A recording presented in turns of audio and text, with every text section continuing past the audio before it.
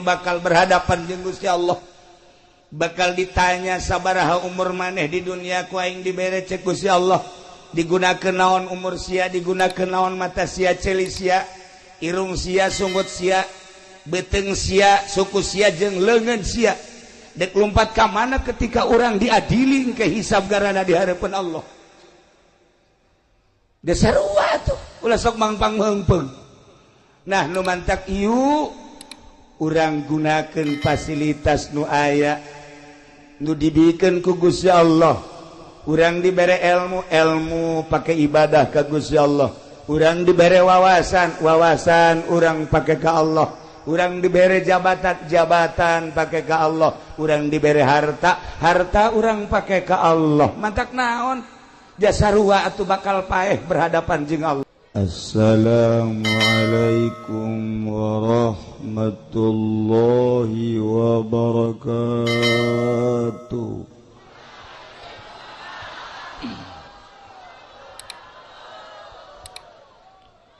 Alhamdulillah wassalatu wassalamu ala rasulillah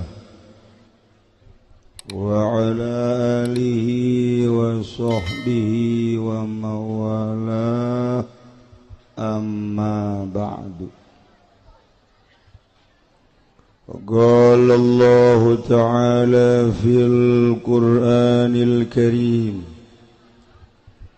wa huwa asdaqul qailin A'udzu billahi minasy syaithanir rajim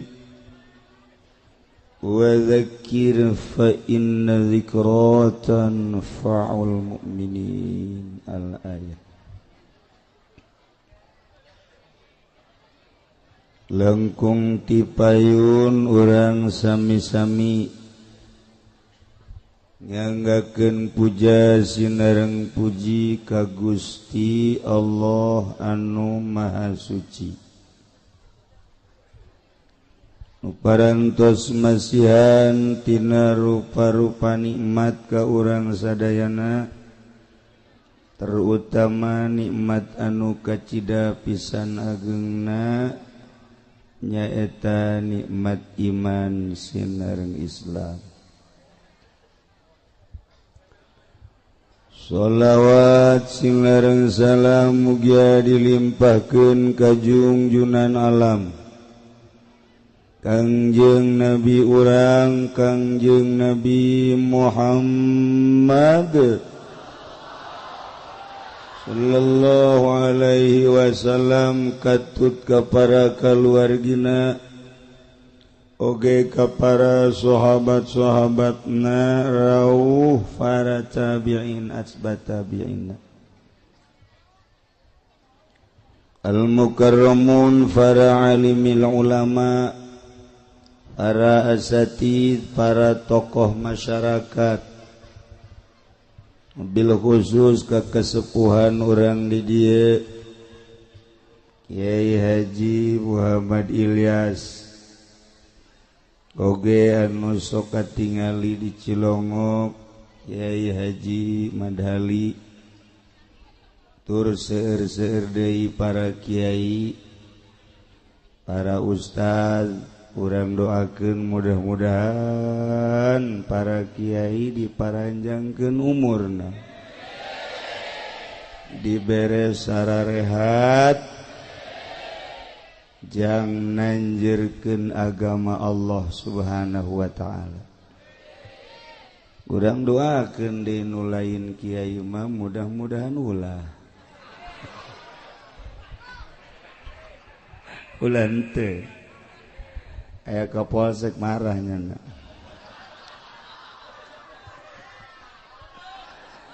Aratur pemerintahanna sipilna militerna alhamdulillah katingali dina saha loba mengkeluk negara mudah-mudahan ku ayana aranjana peduli kana negara mudah-mudahan negara jadi bareres aya DPR di dieu jang utar atur, aya pacamat di dieu, aya polisi, aya abri. Sebenarnya mah geus lengkap, tinggal balalenderna. Nu kadenge ku urang bupati aya, camat aya, lurah ambal aya, polisi loba. Nu kadenge maling malulu di negara. Nu kadenge ya mah nu kadenge. Kabeneran di Bogor mah bupatina keur masantren. Mudah-mudahan keluar di pondok pesantren jadinya nya jurig. Tapi santri nya nama santri. Santri, orang santri ge wayah maling mah maling bae.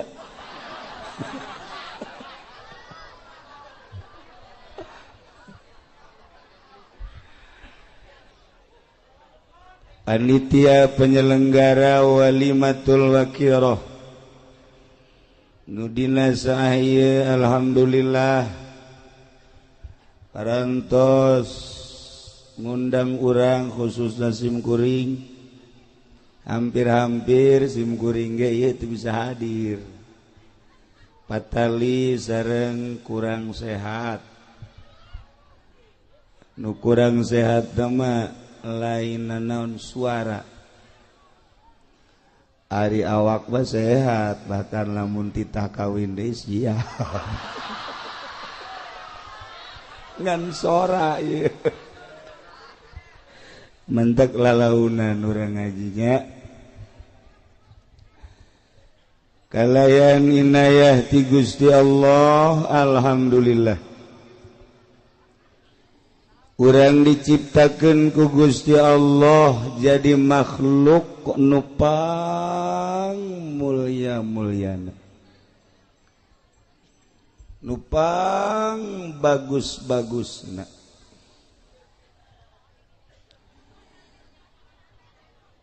Kamulyaan jeung kabagusan makhluk Allah nu ngaran manusia lantaran didukung ku dua kekuatan anu optimal. Hiji kekuatan fisik, nomor kedua kekuatan ruhani. Lamun manusia geus kabogaan dua kekuatan nu dua eta ngelehkeun malaikat. Kekuatan fisik manusia sangat menonjol. Menonjol dina harti kabagusanana. Resep jasa orang lamun ningali hiji awewe jangkung lenjang putih gelis.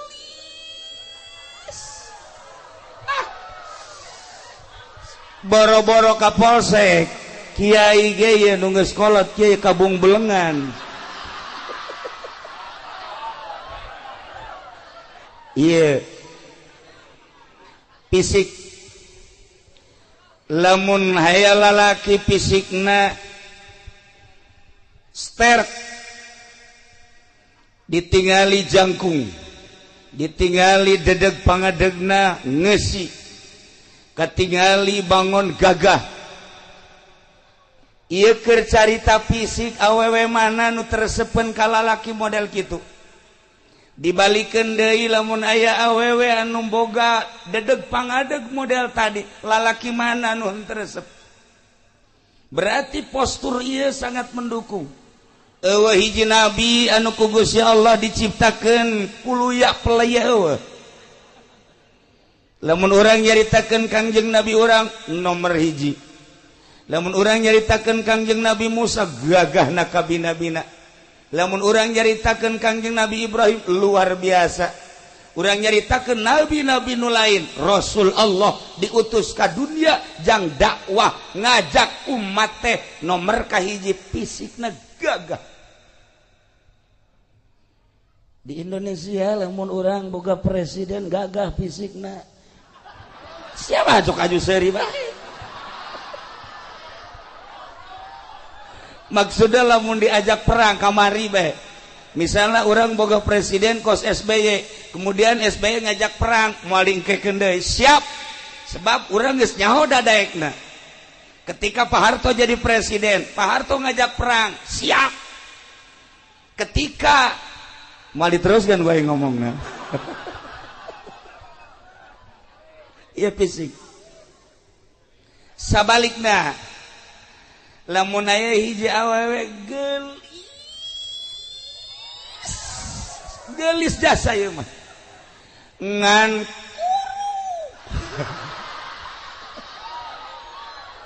ieu mah keur carita gelis ngan kuru. Ulah nanya ka posek, ieu bae kiai. Yai. Daek henteu awewe gelis ngan kuru tuh embung. Embung sebab jaknya naon cekeleunana.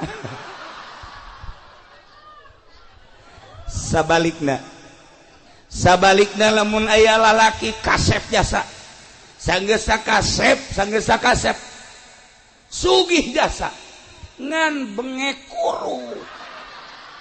kuru jasa ieu mah kasep aya di nyana, sugih aya di nyana, kuru jasa.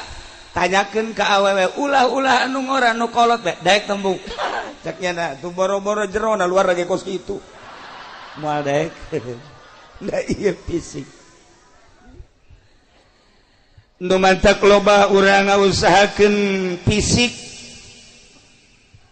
urang teh diolah dengan berbagai olahraga.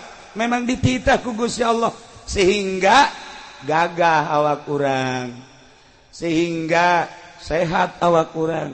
Sehatna awak urang teh dicoba ku urang. Aya nu nyupiran kontainer ti Cilejet datang ke Surabaya bolak-balik kuat teh. Tarolah meureunanan jadi supir mah urang dieu mah jarang eta tah Maluku, urang dieu mah ngawaluku. Sahektar ku sorangan bae siapeun jasa. Macul ti isuk datang ka zohor, istirahat sakedeung, macul deui datang ka asar, kuateun. Lantaran sehat. Ngandelkeun sehat awak doang tapi ruhanina gering. Macul mah sahektar kuateun, tapi ketika neuleuh masjid nu sakieu hebatna agrengna ngadenge suara azan padahal imahna ngarendeng jeung masjid teu kuateun asup ka masjid. Teu kuateun. Pak Kapolsek aya di dieu soteh lantaran fisikna sehat, ruhanina sehat. Kuari wallahu alam isuk mah. Keur carita ieu mah. Wadieunya na. Tapi lamun urang ngebogaan fisik doang sehat, ruhanina teu sehat. Moal bisa urang ngadengekeun ayat suci Al-Qur'anul Karim. Moal bisa urang nyaritakeun tentang kalam-kalam ilahi. Nyaritakeun tentang kalam-kalam Kangjeng Nabi, nyaritakeun tentang kalam-kalam ulama, moal kuat. Mantap. Urang esian gelar ruhanina supaya ruhani ieu sehat. Lamun urang ngabogaan ruhani sehat ditambah ku jasmanina sehat, urang Irak titah perang ngalawan Amerika lantaran fisikna jeung ruhna sehat siapeun. Urang Suriah lantaran sehat fisikna jeung ruhanina ngalawan Amerika siapeun. Urang Turki ngalawan Amerika siapeun. Urang Indonesia waktu perang lantaran ngabogaan sehat awak jeung rohani siap ngalawan Belanda.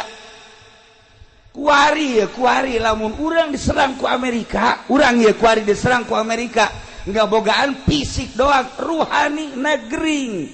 Moal kuat perang kajen ku kumaha. Moal kuat perang. Emang perang ku senjata aja lain. Perang mah cek Kangjeng Nabi teh kudu ku keyakinan jeung keimanan. Keimanan jeung keyakinan kakarak perang ngalawan kafir siap. Urang kuari mah ye mun ngalawan kafir teu kuat. Moal kuat lantaran ruhanina. Kanyahoan ruhanina kurang balener lantaran saeutikna nu masantren. di Indonesia kuari santri lamun dihitung santri salapi ngan seukur 9 juta. Se-Indonesia santri salapi numurni 9 juta. Sedangkan rakyat Indonesia aya sekian ratus juta. Teu aya sapersen acan. Tina 250 juta bae heulanan kuari ngan seukur 9 juta sabaraha persen? Sabaraha persen? Tuh kan eta nu 9 juta santri teh nu ngaji setengah 9 juta setengah taruhlah 5 juta nu ngaji 4 juta teu ngan di pondok doang haju nu ngaji taruhlah merenana nu 3 juta bisa anu 2 juta teu nu 3 juta bisa ngaji nu ngamalkeun bagi 2 1,5 juta 1,5 juta nu ngamalkeun alhamdulillah aya sanggeus jadi kiai boga santri loba aya DPR asup kadinya aya bupati asup kadinya DPR asup ka kiai bupati asup ka kiai camat asup ka kiai gubernur asup ka kiai eta teh hamawereng Kiai kasupan ku hama ulah bangga kiai deket jeung bupati ulah bangga kiai deket jeung gubernur muncan bisa eta teh ternyata horenganan penyakit nu obatna. Nah ieu santri nu 1,5 juta nu jadi kiai kuari naik panggung hidup rahmat kankernya eta kiai. Jadi tinggal kuari 500 kiai sa-Indonesia 500 kiai. Moal kabetrak kuari lamun perang. Moal kabetrak. Nah, gitulah para jamaah kaum muslimin wal muslimat rahimakumullah dengan 2 kekuatan fisik jeung ruhani. Insyaallah urang bisa wauh jeung Allah. Dituduhkeun ku Kangjeng Nabi urang nu dilanjutkeun ku para sahabat diteruskeun ku para tabi'in atba tabi'in para aulia-aulia Allah kabelah dieuna ku para kiai-kiai nu geus wauh jeung Allah Subhanahu wa taala nu nuduhkeun ka Allah mah kudu jelema nu geus wauh ka Allah moal anggeus nuduhkeun politik jelema teu apal politik moal beres jelema nungtun ekonomi lamun nyanana teh jauh ka ekonomi moal beres jelema nyaritakeun budaya mun jelemana henteu apal budaya moal nyaho jelema nungtun ka Allah moal bisa mun encan nyaho ka Allah kuari urang neangan penuntun nu nyaho ka Allah hese gitulah para jamaah kaum muslimin wal muslimat rahimakumullah. Ketika boga ruh kemudian ruh urang teu diurus sanajan awak urang sehat sanajan awak urang seterek ketika ruh urang teu diurus ketika ruh urang teu cager maka naon hartina ieu boga awak sehat lantaran ruhanina gering kanyahoan ruhanina gering kumaha kiai kanyahoan ki ruhanina gering mah kieu dahar mah gembul nginum mah loba nonton TV ti isuk datang ka zohor kuateun tapi ketika aya pangajian heuh ae bae ieu rohani negering ketika aya suara azan lain gegeraan ka masjid ieu rohani gering ketika aya siraman-siraman ruhani nyana henteu naon kitu ngaranna mencerna ieu rohani gering lamun ibu boga salakina gagah fisikna bagus tapi ruhanina ieu teu cager ketika ibu dikekepan ku salaki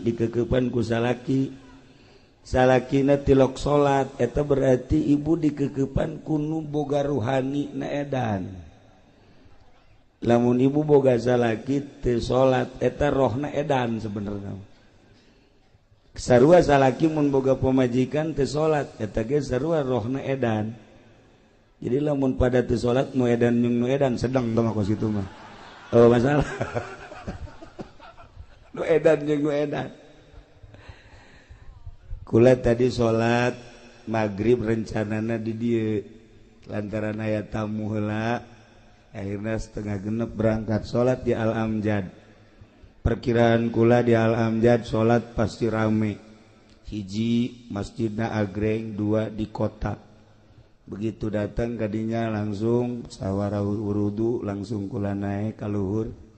Imamna suarana bagus, wawuh kula ge imamna. Makmumna dihitung aya genep.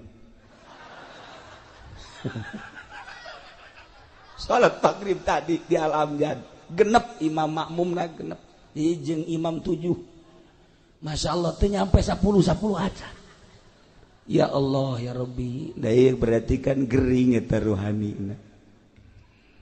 Lamun urang carita awak supaya sehat gampang. Awak supaya sehat aya dokterna nyaritakeun tentang vitamin, tentang obat dan lain sebagainya. 4 sehat 5 sempurna geus teu aneh deui. Tapi ketika ruhani urang nu gering, ieu kudu ka mana ieu?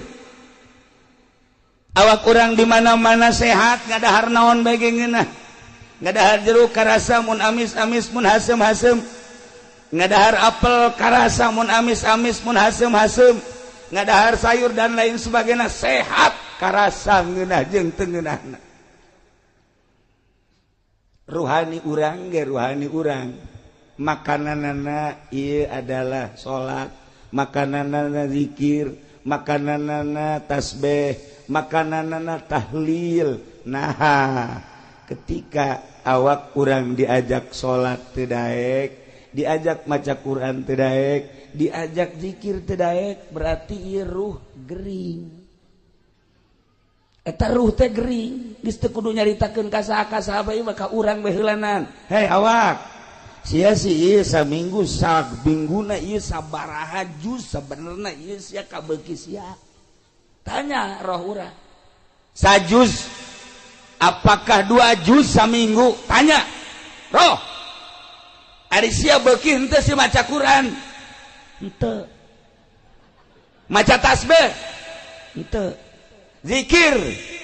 Malah ulama mun zikir puyeng jagjana. Ieu berarti roh teh gering. Ahli-ahli Allah kan bakal nyaho.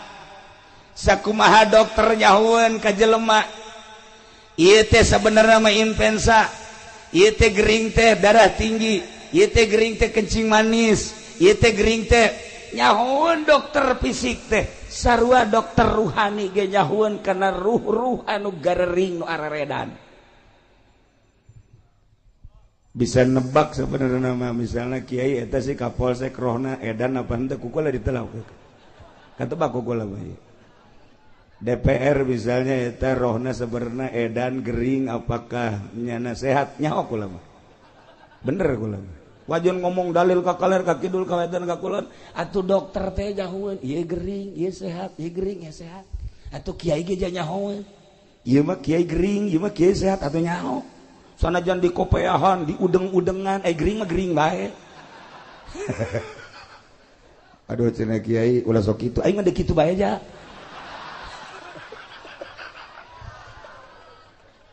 Gering. Masya Allah. Lantaran iya bupati BG bupati datang ka kiai lain rek ngaji, gubernur datang ka kiai lain rek ngaji, camat datang ka kiai lain rek ngaji, ndek ngajakan kiai diajak ka lembahnya na, kiai dek diajak ka urusannya na, nu mantak moal bener-bener pemerintah, mantak kurang mawani. Di Tangerang teh lamun aya pejabat teu ngaji, kukula mah ka dieu sia. Ieu sia datang ka aing teh aing diajak ka siapa sia? Ku endek ka aing. Ayo gerang. Kula mah wani. Lamun aing dek diajak ka sia, sabaraha duit sia endek merena ka aing. Tuh, tungtungna mah akur bae jeung urang dieu. Lamun teu wani kitu mal beres-beres. Nu mantak alhamdulillah PNS Tangerang mah ngaraji, camat nu ngaraji lain seetik, lurah ngaraji lain seetik. Alhamdulillah Jakarta ngaraji lain seetik. Cuman DPR Bogor doang nu teu deuk ngaji goblok. itu ini dia mah ngaji ini dia mah nementek bupatina ka kula mah sieun di Tangerang sebab kula mah carekan bae bupati los namun gelut-gelut tapi duaan bawa budak mah nya mah gelut keur carita yuk urang babarengan ja DPR ge engke mah pae ja bupati ge engke mah maot ja gubernur engke mah modal presiden mah geus lain modal koit kiai sarua koit beusi ka aing ditangkap sia ka presiden koit kiai ge koit goblok sarua pada pae koit nah ketika pae awas awak nu ieu roh nu ieu nu bakal berhadapan jeung Gusti Allah bakal ditanya sabaraha umur maneh di dunia ku aing dibere cek Gusti Allah digunakeun naon umur sia digunakeun naon mata sia celi sia irung sia sunggut sia beteng sia suku sia jeung leungeun sia dek lompat ka mana ketika urang diadili ke hisab garana di hareupeun Allah geus sarua atuh ulah sok mangpang meungpeung nah nu mantak ieu urang gunakeun fasilitas nu aya nu dibikeun ku Gusti Allah urang dibere ilmu pakai ibadah ka Gusti Allah urang dibere wawasan urang pakai ka Allah urang dibere jabatan pakai ka Allah urang dibere harta urang pakai ka Allah mantak naon jasa sarua atuh bakal paeh berhadapan jeung Allah mantak wali Allah mah engke berhadapan jeung Allah isin amat maning kuari urang bisakeun berhadapan jeung Allah waliullah mah kitu diuli kumaha ye sangkan ke di hareupeun Allah teh aman kuari bae urang cari aman menghindar heula ti makhluk dengan modal ilmu menghindar heula tina dunia lantaran deka Allah ketika urang menghindar ti makhluk jeung dunia hiji bae nu ditingali Allah ketika geus datang ka Allah bakal seuri sorangan bakal indah hirup baheula keur zaman Gus Dur kuari zaman Habib Lutfi Habib Ja'far urang mun ngobrol jeung Habib Lutfi kuari ti mimiti ka harti datang ka tepati ka harti datang ka teu ka harti ge ka dituna sering datang ka Cilongok ngobrol ieu ge marilu tajung nu karya ieu marilu cenah ge ngobrol bangsa setengah jam mah masih ka harti keneh ilu seuring cenah ge hahaha naik bae bangsa geus sajam nyana geus kikian we isi naon nu diobrolkeun cenah ku kiai nyana geus heuai deui kiai ongko heuai bae tolol terus naik asal geus sajam setengah 2 jam we geus kararieu bae terus naon nu diobrolkeun teu karti geus beres teh geus balik ka Biblut biasa jam 3:30 balik lah naranya ka kula kiai ai tadi si obrolan anak ka harti ai geus saruan henteu resep doang resep lamun nyaritakeun ayat ti mimiti di nahuan di bilagahan datang ka rahasia datang ka lumpat rahasiana tek bleu masyaallah otak dibere kos kitu ku Gusti Allah ya Allah ya Rabb baheula keur jeung Gus Dur ketika ngabahas tentang ayat nyana jago jasa tak letak plek ya Allah ya Rabb kitulah ahli-ahli Allah. Nah para jamaah kaum muslimin wal muslimat rahimakumullah ialah awak urang nu ku Gusti Allah dibere anugerah seperti kieu contona ruhani teu kadeuleu ai lain ku ahli nama tapi urang bersyukur roh urang wauheun jeung Allah lantaran urang maca 2 kalimat syahadat maca kalimatun thayyibah la ilaha illallah cukup sakitu ge ku maca syahadat maca la ilaha illallah paeh surga beuh mantep biasa teu kudu salat cenah kiai dek salat teh henteu pokona asal maca la ilaha illallah surga. Wah tuh kos gitu macam teu kudu salat. Atuh lo saya meuteun ditahan salat. Nu penting mah asal maca la ilaha illallah ka surga. Sakitu bae. Engke cenah eta di akhirat aku mah itu urusan di akhirat aku mah sia.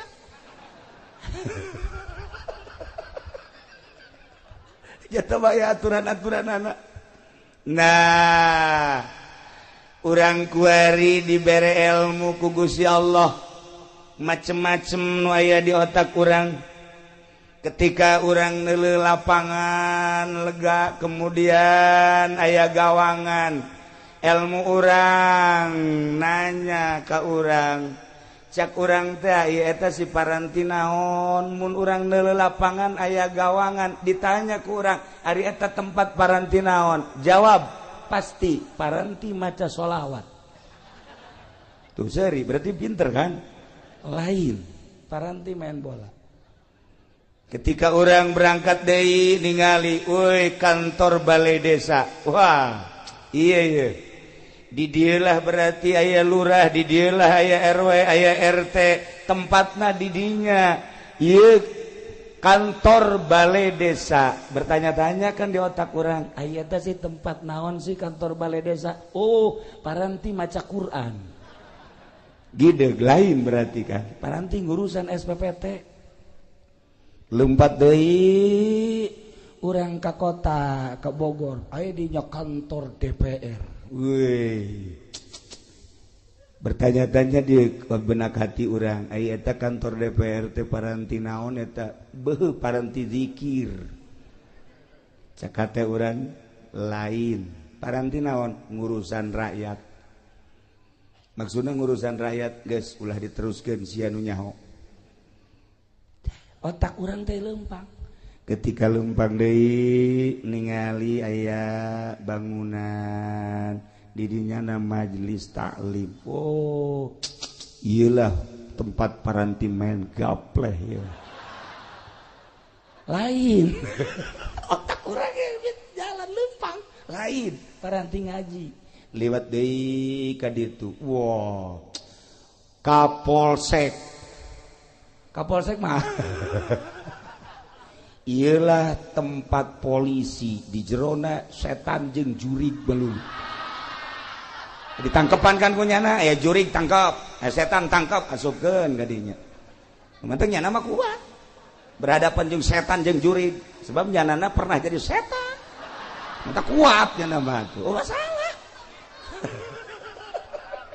itu urang lewat polsek nyaho orang.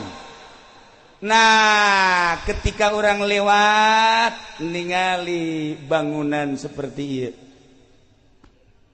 Benak hati orang bertanya-tanya, aya eta si bangunan naon? Oh, masjid. Tanya deui, paranti naon sih eta masjid? Wallahu alam, goblok sia. Teu nyaho ka masjid. Tanya otak urang teh tanya ieu teh bangunan naon masjid paranti naon bejana mah paranti salat bejana kunaon emang nu mentak bejana aing can pernah kadinya jadi setiap neuleuh naon bae leumpang otak urang nu mentak lamun di nagara ieu teu rapi-rapi bodoh lantaran otak urang leumpang. Setiap neuleuh naon bae ge leumpang. Ieu naon peruntukanna naon, ieu naon peruntukanna naon, ieu naon peruntukanna naon, atuh leumpang. Nu mantak urang dititah tafakur ge. Dina ilmu thariqah teh aya khidmat, aya tafakur, aya zikir, aya muraqabah, aya muhasabah. Eta teh jang minterkeun diri supaya wauh jeung Allah. Urang teh bakal pinter geura ge. Ku tafakur, ku mikir bae heula bakar pinter. Nah, ketika orang ningali sosok ieu bangunan, oh ieu masjid. Paranti naon? Paranti ibadah ka Gusti Allah. Wudi'a lis-shalat, khususna diperuntukkan jang salat. Ieu masjid. Nu mantak lain samarangan ieu masjid teh. Lantaran cek Kangjeng Nabi basyiril masyaina. Bubunga cek Kangjeng Nabi cek Gusti Allah Muhammad jelema-jelema anu laleumpang leumpang ka mana ilal masajid bubungah naon bubungah ilan nuritam cahaya nu sampurna naon si cahaya nu sampurna jannah surga jelema nu leumpang ka masjid bubungah ku anjeun Muhammad eta jelema bakal menang surga masya Allah.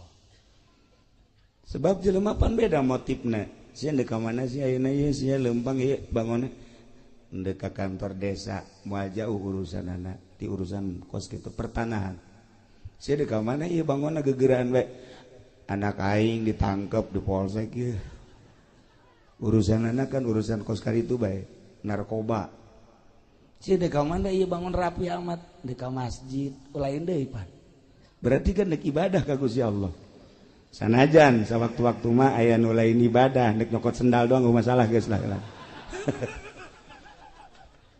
tuh ya cek Kangjeng Nabi bungakeun gereja jelema anu leumpang ka masjid mah bakal dibere sorga ya Allah ya Rabb nu mantak sim kuring mikir bae ieu sebenarnya kurang sehat tapi ieu hiji hayang kapanggih jeung Adi di dieu nomor kedua hayang kapanggih silaturahmi jeung urang dieu nomor katiluna ieu urusanana masjid Masya Allah begitu datang ka dieu ningali masjid agrengna luar biasa bunga hate ketika orang ningali di Tangerang aya di nu make kubah di luhurna aya saliban gereja eta mah urang ningali deui di Tangerang ka belah itu ka barat aya bangunan gede ngan burung marakbak Masya Allah kelenteng teh mah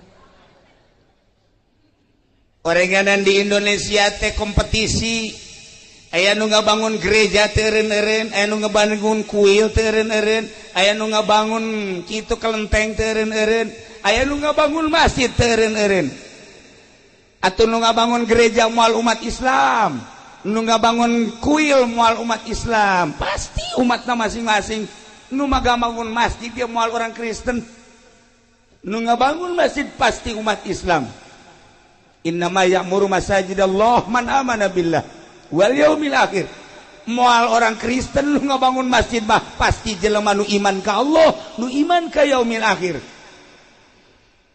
wa aqama shalah jeung nu ngadirikeun shalah wa ataz zakat iyalah jelema asal daek ngabangun masjid berarti dek nembongkeun iman nu aya di dadana sebab cek Kangjeng Nabi al masajidu buyutullah masjid adalah imah Allah tudiu li ahli sama caang jang ahli langit kama tudiu sakumaha caangna nujumus sama li ahli ardi lamun malaikat nu aya di alam malakut di luhur ningali kahandap kieu loba nu cararaang eta teh masjid-masjid jeung musola-musola sakumaha urang lamun urang ahli bumi ningali ka langit begitu ningali ka langit loba bintang-bintang urang ningali ka langit loba nu caraang di luhur langit bintang-bintang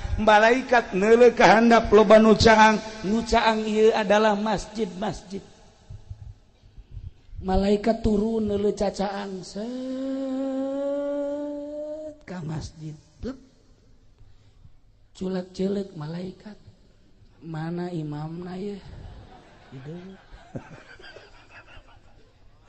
di deuleu mana muadzina cek malaikat di deuleu mana makmumna malaikat turun di luhur ya Allah cek Kangjeng Nabi tudiu li ahli sama ieu masjid teh nyaangan ka ahli langit turun nya mata ulah kaget lamun urang salat sorangan di masjid jam 1 jam 2 di dieu salat sorangan sholli Allahu akbar engke aya nu ditukangan urang nyana milu Allahu akbar ulah kaget eta teh malaikat milu jeung urang Allahu akbar nyana ge Allahu akbar urang geus rada empot-empotan isi malaikat apa nu tadi disolateun teh ye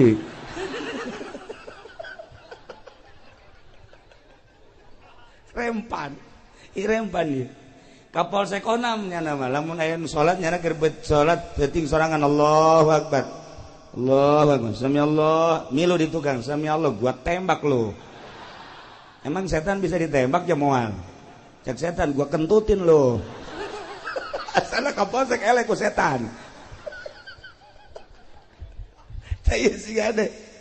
masjid tempat malaikat turun malaikat mentak loba nu teu kuateun ulah-ulah bangsa orang kampung ulah-ulah bangsa santri ulah-ulah ustad kiai salat sorangan jam 2 poekan di dieu poekan masjidna poekan salat kiai mah kiai udang-udang nu gede geus udang-udangna sagede roda Vespa salat sorangan sholli sunat tahajud Allahu akbar aya itu Allahu akbar dak ngilu bae na kiai teh Allahu akbar iya Allah amin Allah kiai kajian kuku mage moal khusyuk dek ceuli datang ka khusyuk nyaho datang nyaho moal ka assalamualaikum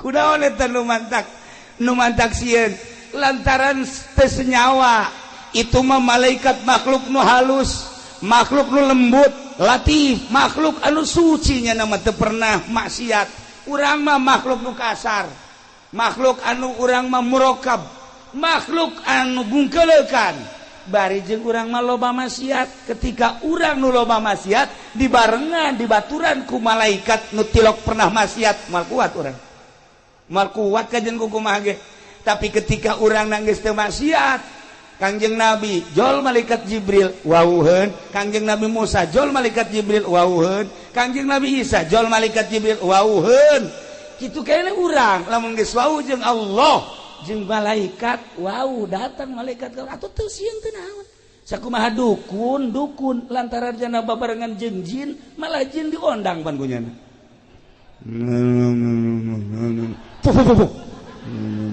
aya kuari mana kana ieu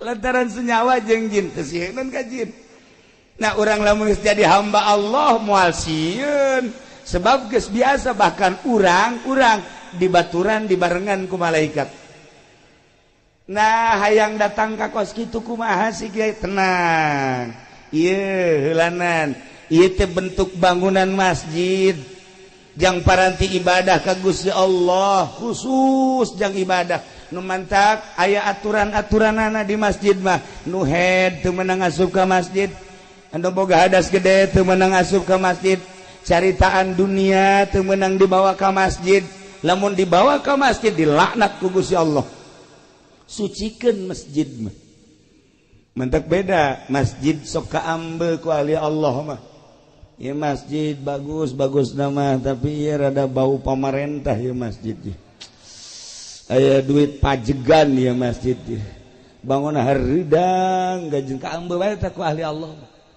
aya masjid murni ti masyarakat saaya-aya tiis masjid teh tentrem tapi lamun aya sumbangan ti pamarentah teh nyaritakeun haram jeung teu haramna asal katarajangan duit pamarentah bae masjid mah haridang dipakena teh endeukna heuai bae neangan juru masjid bae atawa tihang ye eta masjid teu beres eta atuh ai kitu mah cenah kiai pangnebakeun bae ieu kira-kira na kaambeun teu itu mah rahasia engke bae kula bebejana ka adik kula bae di itu ieu mah henteu cenah kuari bae hayang nyaho ieu apakah aya eueuh duit pamarentahan kaambeun teu ku kiai dijak kaambeun jasa ku aing mah cak kaambeun emang teu ka apa tuh kaambeun ya Allah ya Rabbi nah sedengkeun ieu kapal ieu masjid bakal jadi kapal jaga di akhirat ketika urang dieu engke digiring di mahsyar saenggeusna digiring ditimbang amal nu amalna bagus mah langsung sorga nu amalna kurang bagus ye cicing heula di sisi neraka saenggeusna cicing di sisi neraka malaikat nanya hei urang mana ieu si lejet pimpinan saha Ilyas Haji Iim Imadudin adikula cek malaikat dia kamarana cicing di dia lain ka neraka bae embung panas atuh geura ka sorga teu kadeuleu jembatanna atuh sih ada kamarana ieu nyaho kemana meureun tidinya aya kapal ngung nah masjid ternyata bakal jadi kapal aya merekna dirinya kapal naon ieu ngaranna Al-Hijriyah. Wow, kapal Al-Hijriyah Cilejet. Jelema wah aya di panitiana. Tenanglah. Teu bisa sembarangan asup. Anu gede. Naon kitu nganyumbangna ti heula. Bangsa nu 100 juta, 50 juta ti heula. Rombongan 10 juta masuk. Sada pinuh ta masjid. Rombongan 5 juta. Rombongan 1 juta. Aya ditungtung. Rombongan anu 500 nangkel.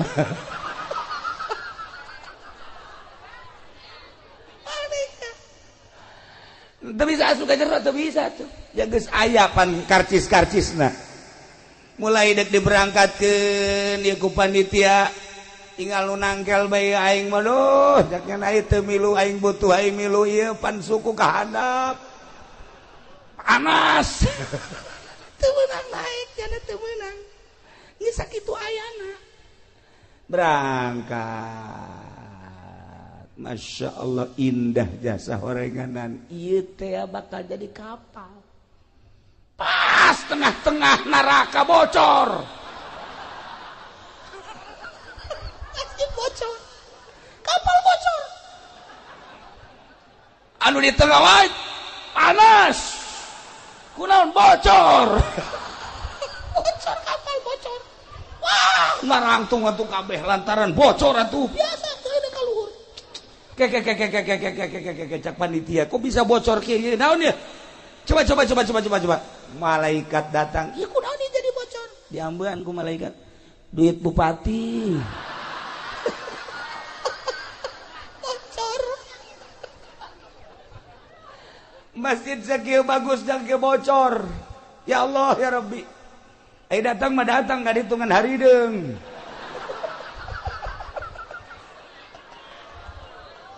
Gusti Allah lagu. Nah iya urang lamun nyaritakeun padu jadi masjid teh gampang. Padu indah agreng gampang, tetapi nilai ruhanina. Lamun manusia aya jasadan, aya fisik, aya ruhanian. Buah ge. Urang mun nyaritakeun buah nu mantak urang titah ngadahar buah lantaran aya ruhanina di dinya teh. Aya enzim nu aya terkandung di buah. Ketika ku urang didahar enzim eta lah anu bakal jadi nyehatkeun ka awak urang teu kadeuleu ta mah ruhanina teh tegarana masjid ge sakadar jadi mah gampang bae proposal terus bae diaben-abenkeun tetapi ruhanina masyaallah lamun baheula zaman almarhum abah kula aya tamu ti seberang ti Aceh tamu terus ka Merak ti Merak langsung ti mana ka Merak ti ditu heula ti Bakauni ka Merak ti Merak nyana deuk leumpang ka Cilongo ka Abah leumpang begitu leumpang deuk salat ti Merak keneh deuk salat masyaallah ku Gusti dibukakeun hijab asal nyana ka masjid sakitu agrengna masjid kadeleuna loba kotoran tai teu jadi nyana berangkat deui aya mushola bagus begitu asup ka mushola pinuh ku tai terus bae leumpangnya neangan mushola atau masjid anu suci anu bersih teu aya ayalah nyempil diserang aya masjid mushola nyempil jore begitu asup tah eta mah teu katingali kokotor didinya lah salatnya didinya langsung leumpang deui diserang terus menuju Cikande kitu bae asal deuk salat ka masjid ka mushola selalu ditembongkeun ku Gusti Allah kotoran-kotoran datanglah ke Tangerang datanglah ke almarhum abah kula nyana nyaritakeun sepanjang Merak Tangerang Serang Tangerang seperti gitulah eta keur zaman harita wallahu alam mun zaman ayeuna Aambean ahli Allah geus lain dedengan ahli Allah mah geus lain. Kuari mah paronjang-ronjang ancul-anculan hanya sekedar zahir jeung zahir bae. Ieulah tepati urusan ruhani. Lamun kiai ngurusan zahir jeung batin, lamun ustad ngurusan zahir jeung batin, lamun lurah ngurusan zahir jeung batin, lamun pemerintah ngurusan zahir jeung batin, jadi titah kapan urang sebagai ulama jeung umaro titah berdampingan lantaran dua simpani eta beres dua eta beres umat teu beres nu dua eta moal ecreug umat dititah urang teh babarengan asal sahiji haluan ka Allah. Nu ngatur negara acak-acakan, nu ngatur agama moal beres. Jang pengaturan agama kiai, jang pengaturan agama politikus. Babarengan politikus jeung kiai, nu tujuanana dek ngarapihan bangsa negara jeung agama rapi atuh. Kajian kumaha ge.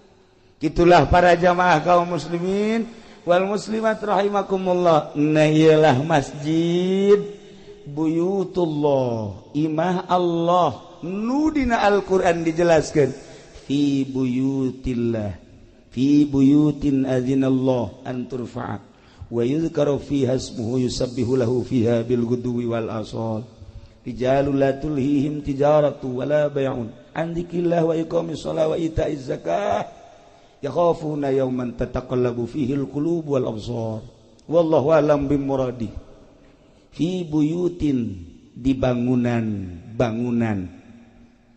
adzinallah nu Allah ngirinan anturfa'a wa yuzkaru fiha ismuh titah diagungkeun dimuliakeun jeung disebut-sebut ngaran Allah. Allah teh nyebutkeun hiji bangunan nu silakeun asma kaula disebut asma kaula ditutur agungkeun bangunan eta mulyakeun bangunan eta jang paranti nyebut asma kaula jang paranti nutur kaula naon eta teh masjid yusabbihu lahu fiha bil ghudwi wal asal silakan sucikeun Allah di masjid dek isuk dek sore terus aya eureun-eureunna paranti nyucikeun Gusti Allah ialah masjid.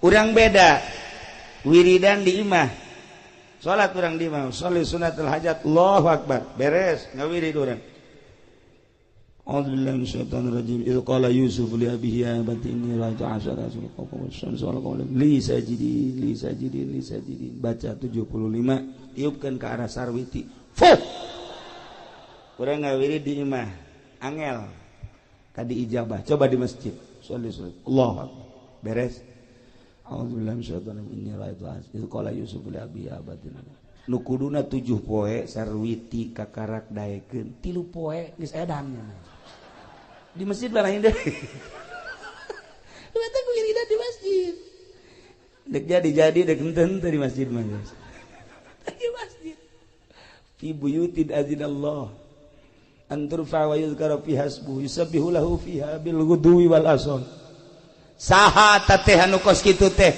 rijalul la tulhihim tijaratu wala bai'un jelema-jelema anu henteu disibukkeun ku perdagangan nu henteu disibukkeun ku jual beli sanajan keur dagang sanajan keur jual beli sanajan keur tani sanajan keur di kantor ketika ajakan Allah datang ninggalkeun dagangan ninggalkeun sawah ninggalkeun kantor rijalul la tulhihim tijaratu wala bai'un an dzikrillah wa iqamis shalah wa ita'iz zakah kunaon sih make kos kitu keur di sawah ngadenge suara azan padahal keur macul ngadenge Allahu akbar cak petani pacul hampurannya maneh hendak disimpen heula di galeng titip ulah ka mana manehnya cak pacul aing mah ka mana cicing cak pacul ka mana salat polisi di kantor Allahu akbar periwit ditendang ngampura heula periwit cak periwit dek ka mana panggilan Allah leuwih mulia batan maneh mangga tuh kan di DPR Allahu akbar tinggalkeun kantor dek ka mana cak kursi teh keluar dek naon dahar beda DPR malah ini ke masjid. Atuh beres di DPR ya. Ya Allah, ya Rabb Gusti Allah doaku. Iya masjid. Rijalul la tulhihim tijaratun wala bay'un an dzikrillah wa iqamis shalah wa ita'iz zakah. Kunaon sih make jeung kedak amat ka masjid? Komo ustad mah santri kiai asal adzan masjid, asal adzan masjid. Sebab kadengena suara muadzin Ki Zaid misalnya azan Allahu Akbar kadengena mah suara Zaid padahal utusan Allah ajakan Allah Lain Zaid anu di deuleu Allah mah. Masya Allah karim ke masjid sholat. Nah rijalul la tulhihim tijaratun tesibu ku dagang, tesibu ku jual beli, tesibu ku tani, tesibu ku bisnis, tesibu ku kantor, berbagai aktivitas tinggalkan kunaon emang ya khafuna yauman sieun kahiji poe nu mana poe anu tataqallabu fihil qulub wal absar anu bakal goncang hate jeung mata neuleuh naon neuleuh pandangan neraka.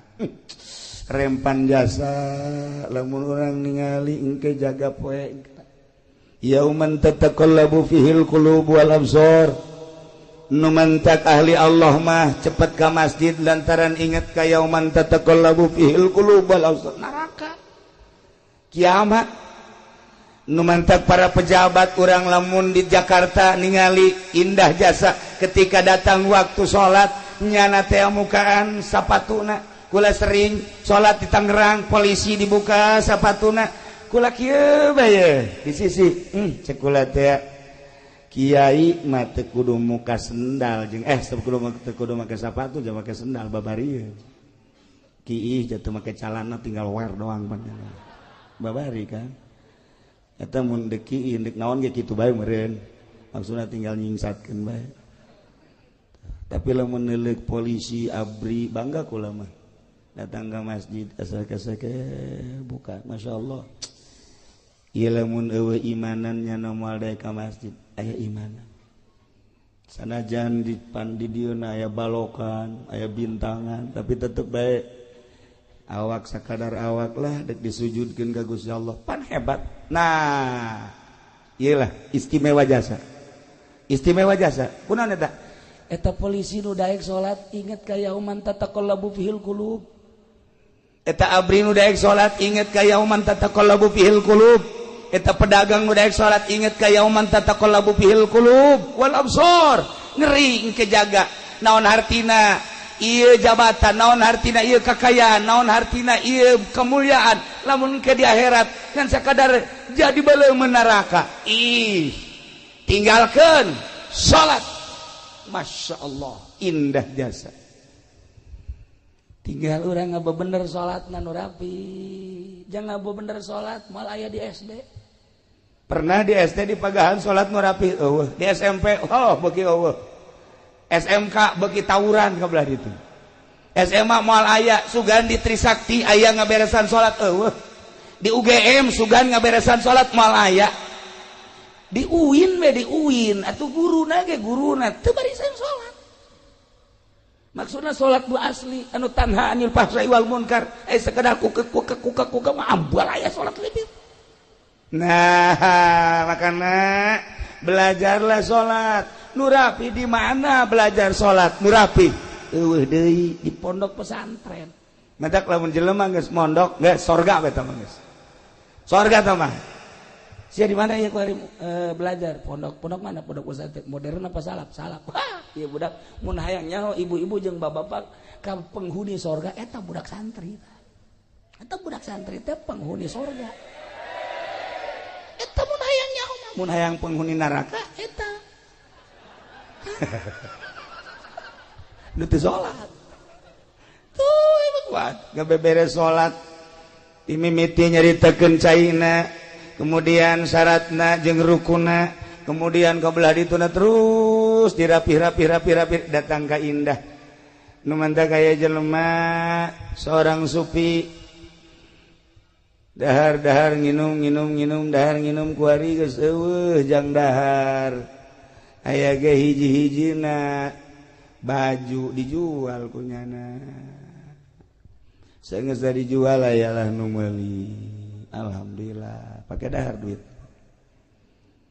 ai isukna datang nu meuli na nganterkeun baju cekna Pak Kiai kula kamari meuli baju ti Pak Kiai mohon ieu mah dianterkeun deui emang kunaon lantaran ieu baju bolong cekna mentek kula mah teu narima ceurik tak Kiai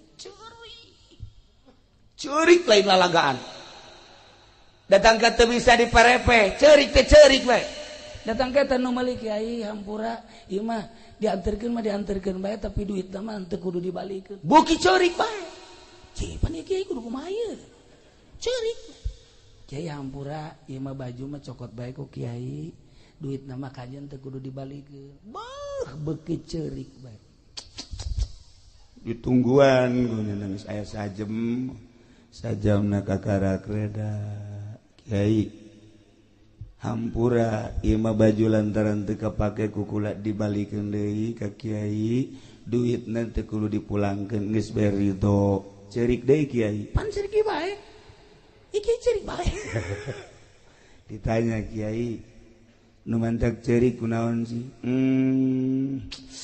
lain yang ceurikan baju mah dibalikeun deui ka Abah Haji ka dieu dibayar deui insyaallah aya keur diridokeun we masalah tapi lain eta naon tuh Kiai anu jadi masalah teh ieu urang lamun di akhirat beramal diangsongkeun ka Gusti Allah ku Gusti Allah dibalikeun ka urang teu ditarima percis kos kieu sedih jasa baju bae ge baju geus dibeuli dibalikeun deui sakieu sedihna kumaha engke lamun di akhirat amal-amal urang salat urang puasa urang zakat urang ngabakti dan lain sebagainya diangsongkeun ka Gusti Allah cak Gusti Allah ieu mah aya cela aya aib nu kos kieu mah aing teu narima los dan sia da kumaha coba teu pernah mikir urang datang ka dinya amal urang teh mun dibalikeun deui lantaran cela pikumahaeun nah kos kitulah ahli Allah mah ceurik teh lain lalegan ceurik masyaallah kari kos kula nu sok dirongengkeun ku kula teh aya kiai boga pamajikanna opat hebat jasa pan tama kiai boy ilmu aya di nyana gagah aya di nyana pinter aya di nyana sugih deui opat pamajikanna ngan cak nyana teh kieu kulantaran opat gilirna nu ngagilir awewe jadi kiaina di imah bae mantep eta kos kitu teh tu kapolsek geus hayang ngajan kumaha ge nyana makenan jadi awewe nu gilir supaya kayak ka ditu balik ka isuk ka dieu kayak balik aduh nikmat jasa teh anugerah lain leutik-leutik anugerah teh barang penting ieu teu datang nu kolot ceukna ieu datang nu kolot pre malum ieu geus aing lah isu penting nu kadua datang deui bae ceu datang katilu penting nu katilu teu datang deui bae kaopat penting nu kaopat teu datang deui bae je cek kiai opat ku opat mah hiji-hiji acan kumaha oreng ieu ceukna nah kebenaran di lembur eta anu ngariung nyana nyarita kan ngaranna ge kiai dibere waktu dulur-dulur sadaya geus beres ngariung nya nyaritakeun kepentingan nu boga imah nyana nyarita urang lamun boga pamajikan kemudian pamajikan ngaladenan urang eta teh sarua jeung ngabunuh Yahudi 70 ganjaranna kumaha jasa sakali deui lamun pamajikan ngaladenan salaki sarua jeung ngabunuh Yahudi 70 kadang eta ku pamajikan opat teh mau horenganan lain leutik ganjaran ceuk masyaallah eta pas kiaina balik ngariung mulai nu kolot datang waalaikumsalam aya naon kula kabita ngadengin nu taji 70 sakieu kula deuk ngaladenan kakak woi siapa tuh sakieu der beres balik nu kolot nu kadua datang waalaikumsalam ieu naon ieu kula tadi ngadenge kakak bu masyaallah kabita disuk bade jasa orang ganjaranna jadi kula neuk ngaladenan kakak siap Berdei dua. Geus beres dana balik. Tilu katilu datang deui. Assalamualaikum. Waalaikumsalam. Aya naon ieu? Kula kabita jasa ganjaranna tadi sarua jeung maehan 70. Kula ge hayang deui. Atuh siap. Geus rada leutik siapna. Siap. Geus beres eta nu katilu nu kaopat kasubuhnakeun datang. Assalamualaikum. Ya naon? Kula kabita ku ganjara. Aduh. Atuh ieu mah lain ngabunuh Yahudi aing nu paeh.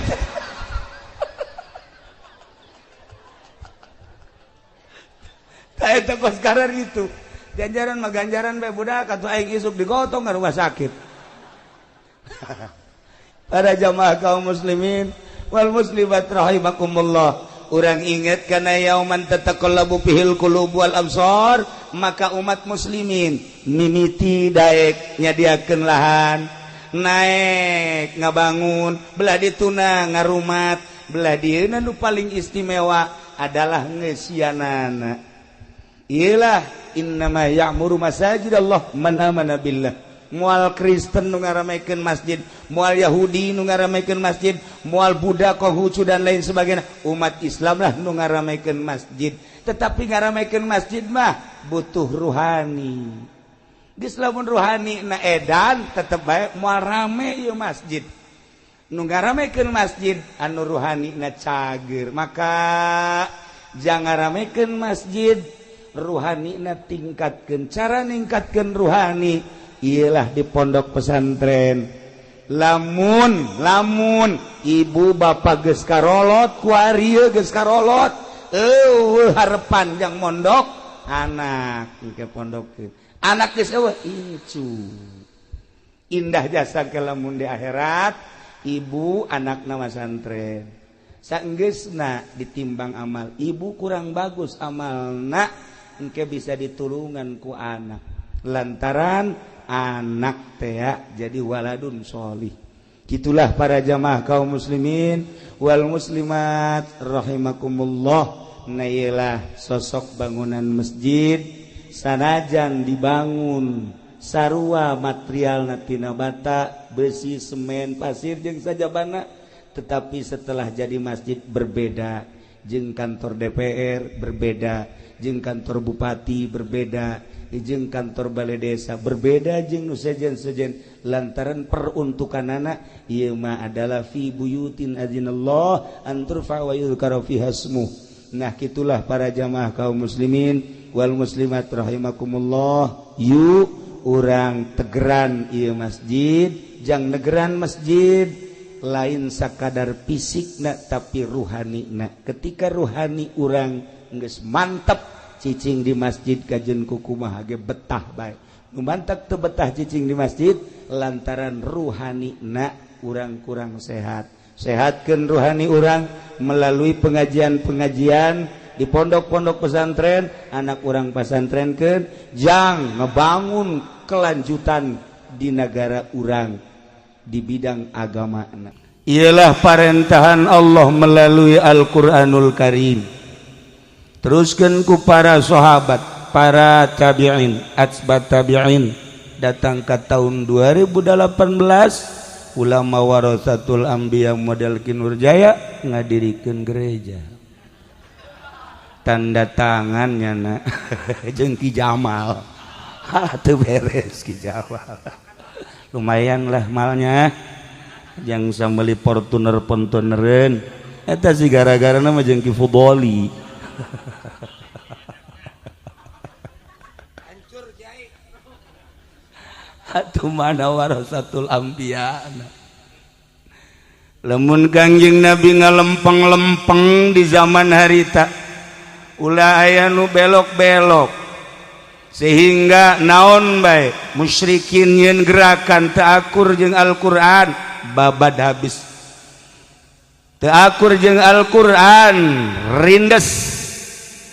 Tarohanana nyawa perang berjuang Kangjeng Nabi melalui perang salilah hirup Kangjeng Nabi teh lain leha-leha. Di Mekah geus puguh Kangjeng Nabi teh dihina dicaci maki.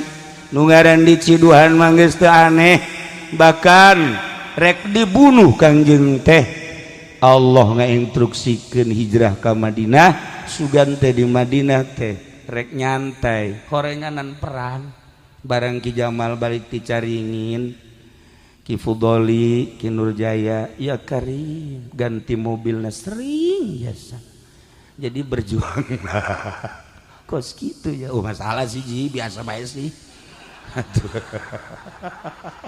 masalah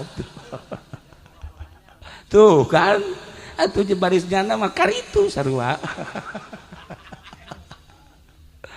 para jamaah kaum muslimin wal muslimat rahimakumullah kebenaran orang hirup di Indonesia anu karuhun urang baheula teh diseret karuhun urang teh dibunuh carita murtil carita hijrah carita disiksa ku Belanda masih terngiang-ngiang diceli urang teh alhamdulillah urang ayeuna merdeka berkat karuhun urang nikmat urang mengisi kemerdekaan di negeri tercinta Indonesia malah alhamdulillah segala ka istana eta ge salah satu kemajuan salah satu keistimewaan bahwa ulama diterima di tengah-tengah negara Indonesia Jaki Nurjaya ge meureun hayangeun diondang ka istana ngan tadi teh atuh naon deuleueuna urang istana kanyana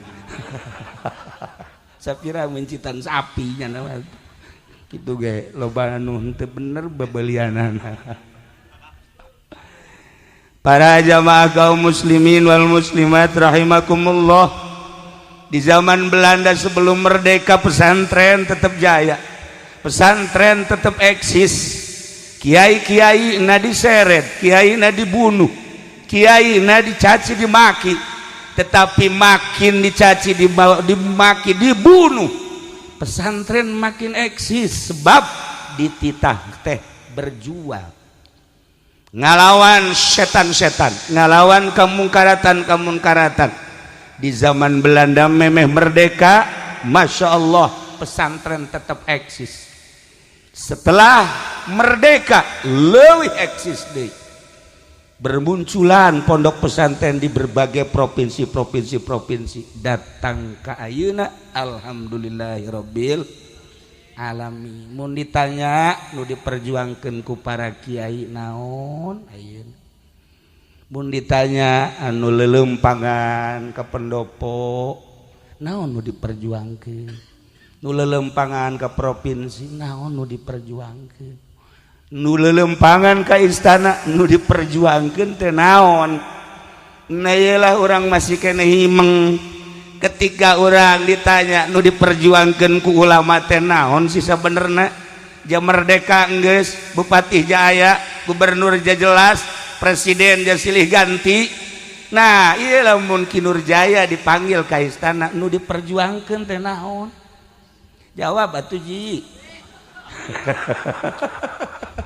atuh jawab naon nu diperjuangkeun tuh Masya Allah Karim sagadang engkeuy-engkeuyan mun ditanya nu diperjuangkeun teh naon guru kula ayah Banjar guru kula alhamdulillah putra-putra ayah ketika masantren ka dieu almarhum almarhumah bau cunanya sabaraha tahun cenah di Banjar ulah nanya tahun bah lah pokokna mah tamat pengen aya nu teu kacoret mah cak abah kunaon teh di ditu ngaji ka dieu di dieu geunang di ditu cecekna atuh lain deui bah hayang neuleuh beungeut abah bae ih sia mah lalagaan kula jeung almarhum nah ayah Banjar teh istimewa kemudian ka belah dieu ka Mama Bakri sangat istimewa komo ka gentur ka keresek Mama keresek mun urang kuari ngaju jamul jawame di Mama Syujai hadiahna ka Mama keresek urang ngaji ukudul juman syamsiah hadiahna ka Mama keresek Mama Nahrawi teh lain lalagaan ojol ngaji jeung Mama Syatibi boga ukudul juman Mama keresek boga syamsiah tidinya ieu urang ojol lah ngaji duaan nu ieu ngawurukan syamsiah nu ieu ngaji ukudul juman duanana jadi kiai ngebledug di Jawa Barat Hai Ki Nurjaya jeung Ki Jamal jangan mau ojol Fortuner lain ojol ngaji mah geus bisa lah cenah mending ieu beda ya Karim urang nyaritakeun guru-guru urang di dieu di Sekong Masya Allah lamun ngobrol teu kaharti kula osok ngelaah mun ngobrol teh ya Karim teu kaharti tapi lamun ngaji Masya Allah capetangna luar biasa be galak gap gelep gep tapi lamun ngobrol teu kaharti tapi kuari makin Jamal malah mun ngobrol capetang ya mun ngaji teu kaharti teu Ki Nurjaya mah leuwih tamanya iya masa kadar nyaritakeun luar biasa guru-guru urang ulah malam Salasa sok ngaji ka Abuya jeung Ki Nur Hasan almarhum Ki Subandi Ceret jeung Kiai hiji deui saksa mobil ulah harita dibere mobil ku almarhum Abah jeung paranti ngaji teh datang ka ditu teh Masya Allah luar biasa ngaji Bukhari ngaji naon gitu ngaranna Ukudul Jumat dicoret terus kadang-kadang surahna teu akur jeung nu dibaca Buya mah nu dibaca eta surahna nya nama nyarekanan Haji Jamal eta kan itu Buya salah satu keistimewaan Abuya anu kula katangkep harita begitu kula zarah kagentur kula masantren di Picung di Aang Baden aya Abuya kaler disebutna nya nama ngaharamkeun make cincin lantaran narik-narik kadaria pernah kula ngadatangan ngobrol ja akrab ai sakadar narik-narik kadaria mah meureun urusanana batin urusan haram urusan zahir pangjelas nyarekan ka kula teu terus atunya nama kolot kula budak teu terus akhirna dek nanya ka Abuya make cincin teh haram apa halal sih nu sabenerna malam Salasa harita Abuya make cincin di dieu opat haju nyurahna kikieuan bae mun aya Haji Jamal dipentas jana teh cincin gitulah ahli-ahli batin ngahukuman terhadap murid-murid aya urang rangkas ngaji meureun harita rada kaseleran ku urang Bogor rada ngaharamkeun speaker atuh sababaraha minggu surahna speaker beta Abuya can kahartieun beureun ku kiai teh datang amarah ih jama sababaraha kali ge teu kaharti bae ceuk taetalah ahli batin mah seperti kos kitu mun harita Ki Nurjaya milu ngaji jeung kula asana dicarekanan bae unggal minggu nyana ku Abuya sebab ieu mah wajahna lain wajah kiai cek ieu mah wajah kebo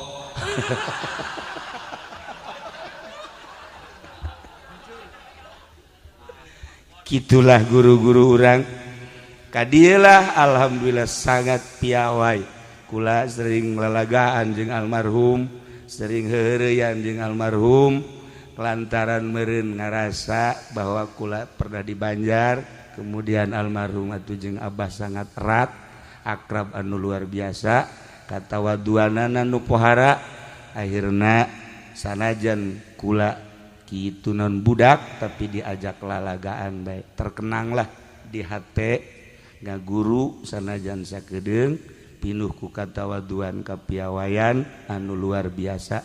Nah iyalah hasil daripada kapiawayan katawaduan almarhum almaghfurlah jelema santri-santri terutama selalu rindu ka anjeunna jang kaca mata urang. Para jamaah kaum muslimin wal muslimat rahimakumullah, ketika orang nyaritakeun perjuangan para ulama hese orang berjuang di Indonesia yang mantep lantaran berbeda prinsip negara sekuler artina pisah antara agama jeung kahirupan negara-negara agama sementara urang anu neruskeun sepak terjang guru urang kabelah dituna Kangjeng Nabi urang Kangjeng Nabi Muhammad sallallahu alaihi wasallam. Kita berjuang ngembangkeun syariat melalui Al-Qur'anul Karim nu ngahiji agama jeung nagara. Atuh datang ka iirah ge moal kapanggih. Negara mah sekuler berpisah negara jeung agama lempang masing-masing.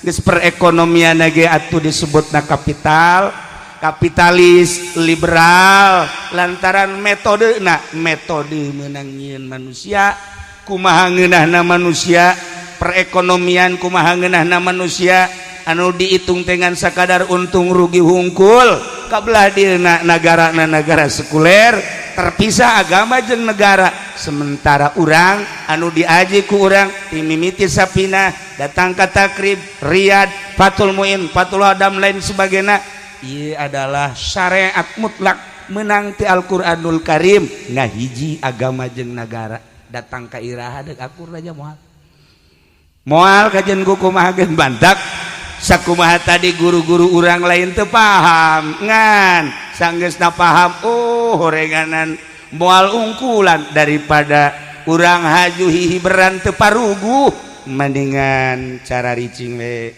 khusus ubudiah we ka Gusti Allah. Kitulah sepak terjang guru-guru urang baik di wetan maupun di kulon sebab berbenturan ketika aya sesuatu anu ku urang rek diperjuangkeun pasti urang melalui negara. Perjuangan agama melalui negara saha anu endek ngabela urang, DPR mana nu endek ngabela, bupati mana nu endek ngabela, gubernur mana nu endek ngabela, sebab prinsipna anu berbeda. Lain berarti haju urang anti ka pamarentah, lain berarti haju urang cul dog tinggal igel, tetapi urang ukur urang mah urang sakikieuna nya namanya sakikituna. Di satu meureun mun di duniana beda, di akhiratna ge beda. Pastilah beda. Atuh pasti. Nya da mangke jeung Haji Pendi ka Kenca. Urang mah ka Katuhu. Kitulah para jamaah kaum muslimin wal muslimat rahimakumullah diperjuangkeun kumaha bae ge lain rek memperjuangkeun agama, lain rek memperjuangkeun syariat lantaran putus perjuangan agama jeung syariat. Setelah ku urang diteliti jeung dikaji, baca ku urang, ngobrol urang, telaah ku urang, moal kapanggih datang ka kumaha oge. Geus sabaraha menteri nu talar Quran, sabaraha gubernur talar Quran, di DPR teh talalar Quran, tetapi Quran tinggal Quran lantaran kandas eueuh nu rek memperjuangkeun agama di Indonesia. Hanya ieu nu memperjuangkeun agama. Innalillahi ibadan sayyidina Gusti Allah ngabogaan hamba-hamba anu hamba-hamba eta berbeda jeung nu sejen nya nama anu selalu diciptakeun ku Gusti Allah teh jang hadaman Allah, anu diciptakeun ku Gusti Allah teh jang cinta ka Allah, anu diciptakeun ku Gusti Allah teh jang bener-bener rindu ka Gusti Allah, anu diciptakeun ku Gusti Allah teh jang tingalieun umat bahwa nyana adalah bener-bener memperjuangkan Allah di tengah-tengah jelema, tengah-tengah masyarakat, tengah-tengah negara anu keur teu memperjuangkan agama tapi cul bae ya Allah aya Kiai Haji Jamal memperjuangkan agama jeung Ki Fudoli unggal peuting beda-beda panggung sugan teh perjuangan agama horenganan ganti mobil masalah siji biasa bae sih. Alhamdulillahirabbil alamin kusakitu ge geus luar biasa. Nah iyalah para jamaah jang sakadar gambaran. Jang sakadar gambaran oh gitu horenganan. Manta kaju Mama Bakri Cici, Ayah Banjar Cici, Mama Syatibi Cici. Abuya lain teu paham haju Cici. Di dieu almarhum almaghfurlah haju Cici. Abah almarhum teh keur mah aya tetesan-tetesan kenegaraan. Tapi haju kabelah dia na Cici, haju ki Nurjaya ge cicing nama pertama odop saudara lain tijaho janda seperti eta jang sekadar skema gambaran. Yuk urang berjuang melalui pondok pesantren pendidikan agama anu dilanjut ku para kiai-kiai anu terus tiba heula datang ka ayeuna encan pernah putus di Indonesia. Urang bersyukur alhamdulillahirabbil alamin. Nah lamun urang ngadengekeun tadi naon kitu ngaranna alunan suara Kiai Badus Salam mun tadi nyaho kitu mah duetkeun jeung Haji Pendi. Gula hayang nyaho duet kitu tah. Kumaha coba reaksina? Nyada di jalan ge geus ngomong bae bisi Badus Salam bejaan duetkeun. Cek kula teh lain diduetkeun, adukeun habak. Suara eta sangat mendukung ketika urang maca Quran. Tambah ku makharijul huruf, ditambah ku seni-senina. Geus jelas Kangjeng Nabi nitah abeh urang teh betah maca Quran teh. Urang ngadengekeun Kiai Badus Salam, Kiai Rajib jeung nu sejenna. Abet teh betah. Coba ngadenge si eta. Coba ya. 5 menit bae.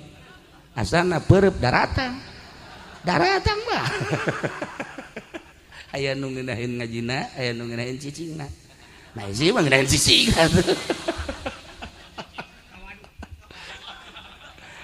Para jamaah kaum muslimin wal muslimat rahimakumullah. Ternyata lamun urang nyuk surga lur mapai tapak baheula. Aya hiji nabi ngaranna Kangjeng Nabi Daud alaihi salam. Kangjeng Nabi Daud teh diciptakeun ku Gusti Allah, Masya Allah. Belasan tahun keneh geus berjuang ngalawan Raja Namrud. Perang. Nabi eueun teu perang, kobe perang. Kitulah perjuangan agama. Urang kuari can pernah perang urang mah. Di mana diajak perang ge jauh daek jauh teu. Jeung di mana daekna ge atuh pencana ge kan teu bisa. Atuh Ki Janapi ban geus kolot. Aya Ki Jundan nyaho bisa nyaho teu. Nah, ieu baheula mah santri-santri teh kapan tenar garagahna.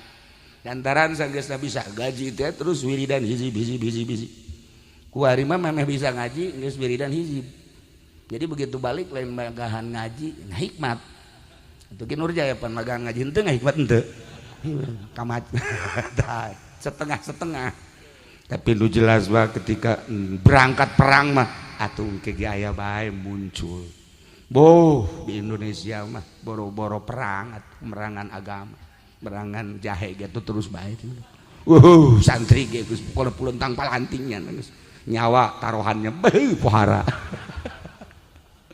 Para jamaah kaum muslimin wal muslimat rahimakumullah. Kangjeng Nabi Daud teh diciptakeun ku Gusti Allah. Masya Allah lu paling istimewa suarana. Suara Kangjeng Nabi Daud malain lalagaan. Kafal maul jari anjiryani. Ketika Kangjeng Nabi Daud macakeun Zabur, wa idza talautu zabura kafal maul jari anjiryani. Mun Kangjeng Nabi Daud macakeun kitab Zabur, cai nu keur lempang ret eureun. Masya Allah. Wa taskunuhu buburiyah, angin keur ngagelebuk. Masya Allah, eta ku suara Kangjeng Nabi Daud poharana lain lalagaan. Wa tuzillu at-tayru, manuk-manuk halali berngiuhan Kangjeng Nabi Daud di unggal-unggal tempat ku nikmat-nikmatna ngadengekeun suara Kangjeng Nabi Daud. Wa tatuful wuhush fi mihrabi, eta manunggaran hewan-hewan timimiti jangkrik, simet, ucing, munding, segala sapi. Geus ngeriu ngadengekeun suara Kangjeng Nabi Daud. Nikmat luar biasa. Indah. Maka Kangjeng Nabi nyaritakeun engke urang di surga. Di surga bakal dihibur ku suara Kangjeng Nabi Daud alaihi salam. Ieu urang bakal ka surga kabehan. Bakal lah manya pamarentah nu ka sorga. Ya urang lah kecuali iya hiji cantang tuh.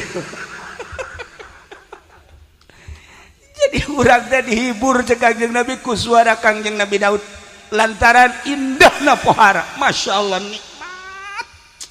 Pokokna lamun kadengekeun suara Kangjeng Nabi Daud lapar jadi seubeuh, leuleus jadi gagah. Mun urang ngadenge ku suara Haji Pendi sabeuh lapar. dibalik kurang kuat leles aya kitu tanya perwatakan jelema eta dibalik jasa itu mah Jamal Masya Allah ya Kangjeng Nabi Daud pohara diundang ku masyarakat Kangjeng Nabi Daud teh di samping ngadakwahkeun Zabur teh hayang ngadenge suara Kangjeng Nabi Daud alaihi salam.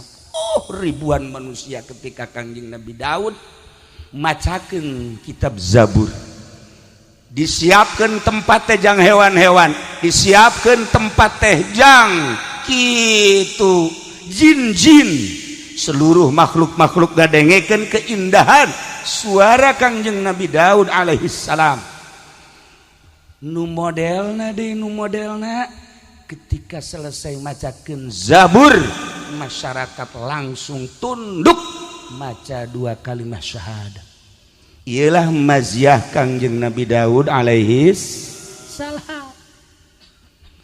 Tetapi ngaran ngeh manusia tengah-tengah keistimewaan Kangjeng Nabi Daud alaihi salam. Begitu Kangjeng Nabi Daud macakeun surat Zabur, cai nu biasa eureun teu eureun. Manuk nu biasa halali bercaricing di luhur, ieu mah endahan ngararising berjauh. Kitu kene sato-sato hewan atuh tadina ngeriung di Kangjeng Nabi Daud alaihi salam. Saat eta Masya Allah hewan sing belecir teu daek gadengekeun. Urang lamun nyaritakeun Imam Haram aya urang Garut Kiai Siroj jadi Imam Haram Mekah. Masya Allah pernah nyana jadi imam ruku sujud ruku deui makmum masih keneh nangtung keneh bae percis ki soleh Banten. Jadi di Indonesia nu suarana bagus teh ya loba nu sabenerna mah nu dipasang di Mekah. Konon ayeuna aya deui nu terpilih insyaallah nu bakal jadi imam haram urang Indonesia. Ku ari keur kompetisi di Mekah. Tina suara, makharijul huruf, lagam dan lain sebagainya. Tina 40 kori Indonesia aya hiji nu terpilih. Ku ari keur digodog encan dimunculkeun ke bakal timbul jadi imam haram. Insyaallah. Ialah Raja Salman nu ayeuna.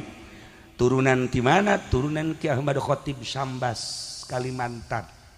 Nah, masih kena digodog ayeuna ge. Aya kekurangan saeutik deui mah. Tetapi geus lulus. Jadi nilainya kudu 90,100. Nah, ieu nilaina 89. Kurang hiji.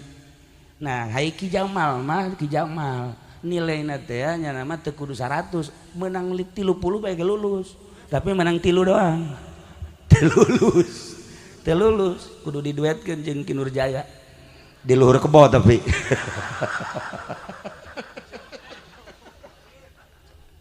Ya Allah ya Rabb. Aya beta keistimewaan orang Indonesia insyaallah. Nah, Kangjeng Nabi Daud ngahulang aya naon ieu cek Kangjeng Nabi Daud. Suara-suara ieu keneh jelemana aing keneh. Haju diangkat nabi ku Gusti, diangkat rasul ku Gusti. Kunaon ieu jadi kieu? Bacakeun deui ku Kangjeng Nabi Daud. Masya Allah nu kamari mah cai teh sakadar teu eureun ku ari mah kenceng. Teu daekeun ngadengekeun manuk kitu keneh. Satu hewan sing belecir teu daekeun ngadengekeun. Ajib. Heran Kangjeng Nabi Daud. Saminggu manehanana tadarru ka Gusti Allah tahazzun wa tahassur. Ya Allah ya Rabb. Aya naon ieu teh? Terus Kangjeng Nabi Daud macakeun deui. Lain makin mantap tetapi makin ditaringgalkeun. Jelema geus teu dengerekeun ngadengekeun nu tadina diondang nyana ku masyarakat. Ku ari mah geus eueuh nu ngondang. Nu tadina ketika nyana macakeun masyarakat ya Allah. Ngeunaheunana ku ari mah Daud jeung maca Zabur mah baca bae kula balik heula ceuk. Percis ku saji pede mah maca.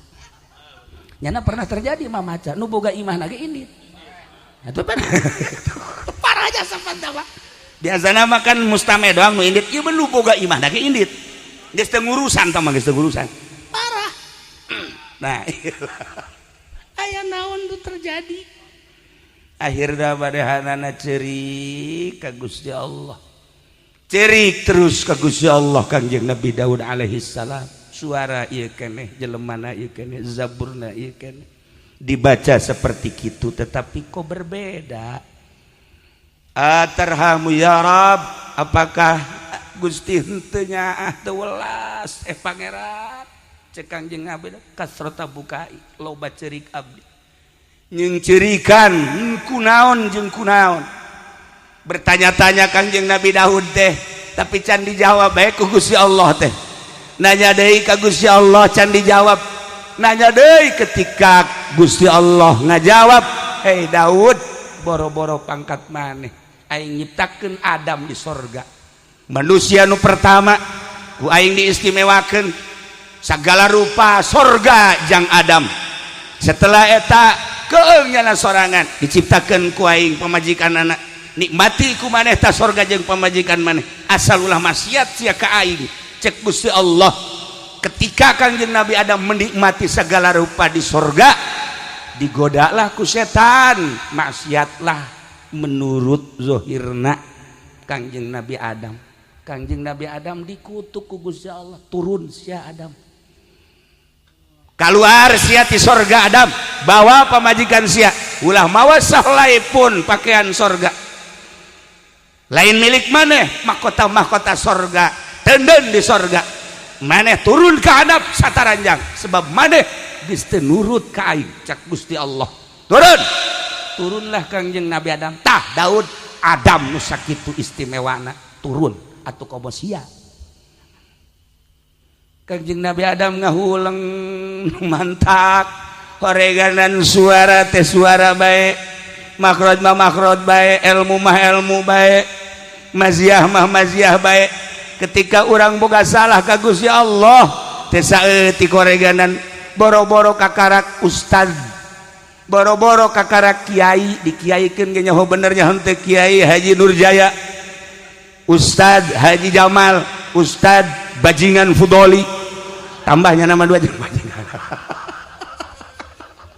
itu kakarak Ustad Kiai sakitu geus jadi mama ge Masya Allah karim maziah tinggal maziah sinar ilmu dicabut ku Gusti Allah eueuhna naonan sakumaha tadi majelis sakitu gedena pasantren sakitu agrengna tetapi maziah dicabut ku Gusti Allah percis kos dicabutna maziah suara nu aya di Kangjeng Nabi Daud alaihi salam langsung Kangjeng Nabi Daud ceuri ka Gusti Allah cek Gusti Allah maneh kunaon inget ka kaulangan sakadar inget hungkul teu nginget-nginget kada dosa jeung kasalahan anjeun aing mah teu kudu diinget-inget geus sia inget bae komo aing teu diinget ge aing mah inget bae ka sia tuh Gusti Allah ge geus pohara ka Kangjeng Nabi Daud ingetkeun dosa nu terjadi di diri maneh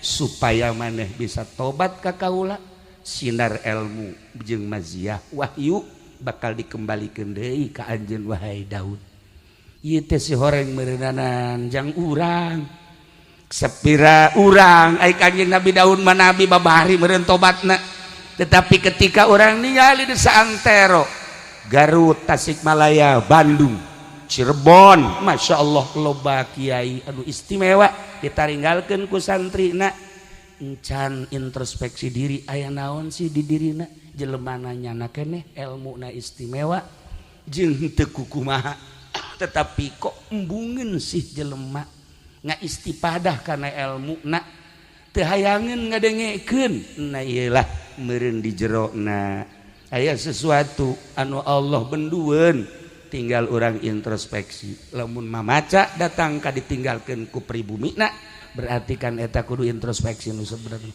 aya naon sih di dirina jam maca nama eta kata keneh nu dibacana atuh kutub robani wal arif somadani tapi pan Masya Allah meureun hanan tuan seh ngamuk meureun tuan seh ngamuk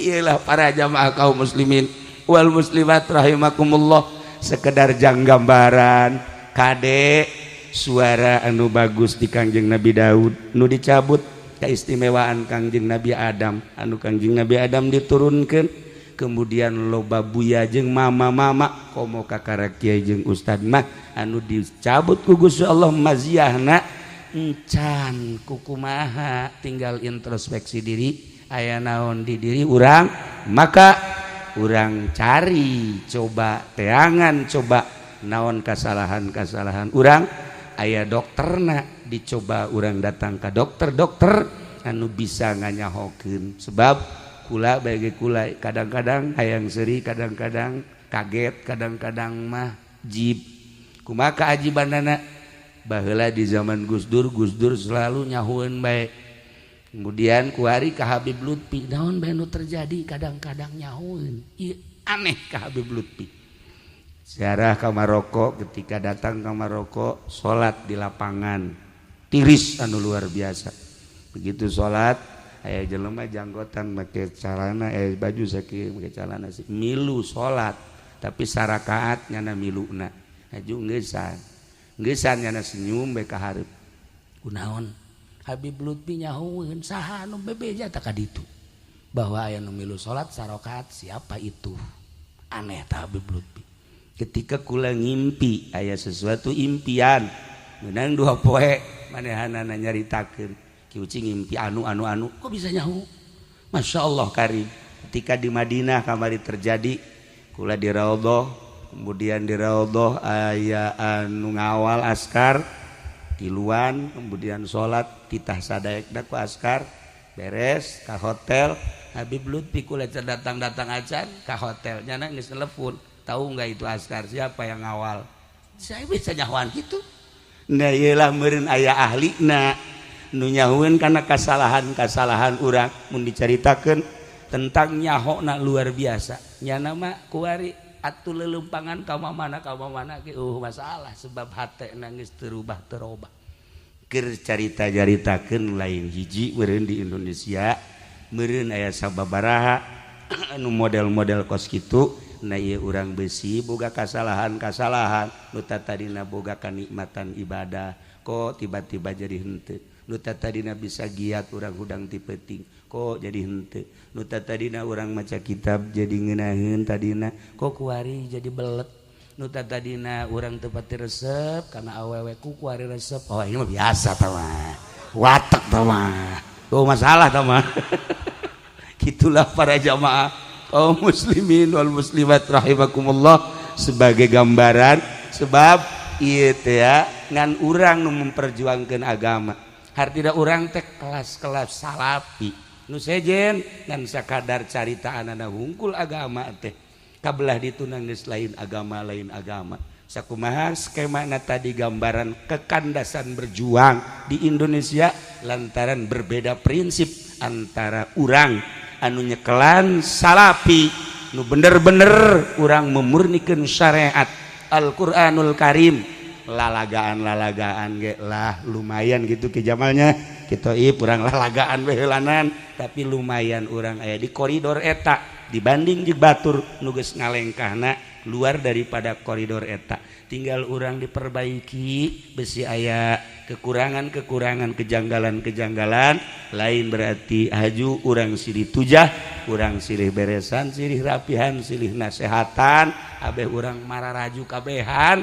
sebab iyalah urang anu nyekelan syariat iyalah urang nu memperjuangkan syariat di Sabang sampai Merauke salapi luar biasa mun kula dijabarkeun kiai-kiai anu ceramah di Jawa Timur ceramah di Jawa Tengah kiai ceramah anu di Jawa Barat kiai ka salapi anu sebagian geus eueuh sebagian masih aya keneh na ieu perjuanganna anu luar biasa jeung menarik nu sabenerna mah nah lamun diperbandingkeun perjuangan jeung kejahatan urang kuari inggis lantaran kainggisanana urang kan kuari keur dijajah lamun baheula dijajah melalui senjata kuari dijajah urang melalui politik urang kuari geus teu bisa kukumaha lantaran politik urang dijajah ku kafir ekonomi urang dijajah budaya urang dijajah geus nyana berhasil menjajah urang di bidang ekonomi bidang politik bidang hukum bidang budaya urang makan jalan di tempat sementara birokrasi terus kumanehana diopenan, ganti presiden, ganti menteri, ganti presiden, nyana makin menjadi-jadi penjajahanana. Urang terlena jeung teu nyaho geus datang ka mana perjuangan nyana menjajah urang perjuangan urang geus datang ka mana urang kan teu nyaho. Kaya lah sakitu geus urang mah urang bae, sakikieuna urang mah nu penting urang gabehan aya dina ridho Allah Subhanahu wa taala.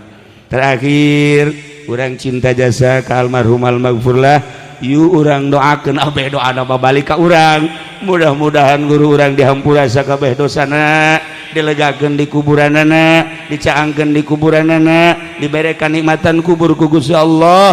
Tur anjeunna ngadoakeun ka urang, mudah-mudahan urang disinaran ku Allah melalui doa almarhum almaghfurlah, sehingga kesalahan-kesalahan urang bisa dileungitkeun ku Gusti Allah, jadi cerdas otak urang, cerdas dina ilmu, cerdas dina ibadah, kablah dituna mah urang jadi ma'rifatullah wa rasuluh. Amin ya robbal alamin. Guru-guru orang di dia khususnya orang doakan mudah-mudahan diberi tawakal jeung kasabaran tur kekuatan, sehingga deui di Kabupaten Tangerang dik masantrenkeun ka mana iwal ti ka dieu jang Fatul Muin mah nu sejen-sejen ge aya sarua, mudah-mudahan orang doakeun pada kararuat deui. Nah jeung mudah-mudahan nunggu skala luar di pondok pesantren mana bae urang doakeun mudah-mudahan mabruk ilmu-ilmuna, bisa ngembangkan ilmu-ilmu syariat, ilmu agama aya dina ridho Allah Subhanahu wa taala. Sakitu pihatur teu sim kuring hapunten tina samudaya kalepatan sareng kakiranganana urang silih doakeun, kula ngadoakeun, kula doakeun atuh ieu rewang-rewang kula nu mantak wani ge kaki Nurjaya, atuh kaki Toib saking Ki Jamal sering kapanggih komo atuh Ki Fudoli mah geus jadi alo kula. Kemudian atuh malam Salasa kaparanggih bae ieu mah nu ieu mah Ki Wahab sagala, Ki Zainuddin, Ki Badussalam malam Jumat gitu keneh, padahal mah diulah-ulah Ki Wahab geus teu kudu ngaji ka kula jeung mah kolot jeung lah teu barasa baralengkah deui ngeunah makan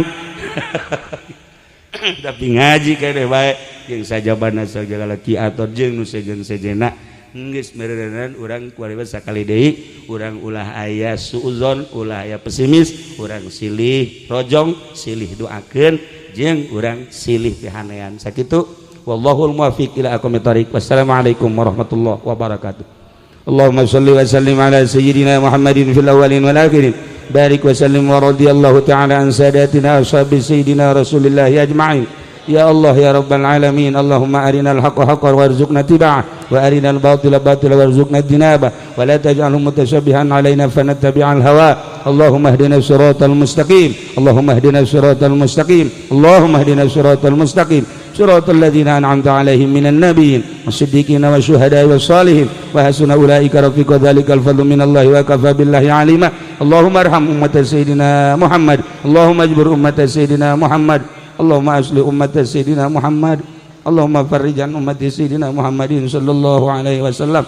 Allahumma anfa'na bima 'allamtana wa 'allimna ma yanfa'una wa zidna ilman wa yaqinan wa zidna ilman wa yaqinan wa zidna ilman wa yaqinan walhamdulillahi ala kulli hal wa na'udzu billahi min kulli hali ahli an-nar. Rabbana taqabbal minna innaka antas samiul alim wa tub 'alaina innaka antat tawwabur rahim wa shalli wa sallim ala jami'il anbiya'i wal mursalin walhamdulillahi rabbil alamin. Taqabbal ya karim.